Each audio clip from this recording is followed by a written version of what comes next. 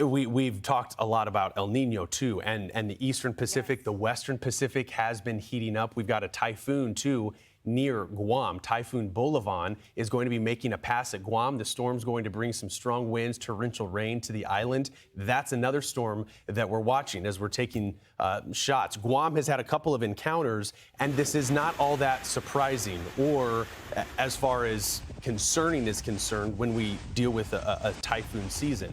Guam very much in the crosshairs of it, and Bolaven could be bringing and has been bringing some pretty significant rain to the area. Yeah, we're watching it on the latest stats here on the satellite as well. It's a robust storm. Yeah. Guam, thankfully, to the south of that center of circulation as it moves off towards the west-northwest, 80-mile-per-hour winds as of the last advisory. We'll watch this very closely at least through the latter half of the week, and then it moves off towards cooler waters, starting to really fizzle out from there as we head through the weekend. One to watch, especially as it makes that curve and gets caught up, at least the energy gets caught up in the jet stream. Will be fascinating to see what Bolaven by then does.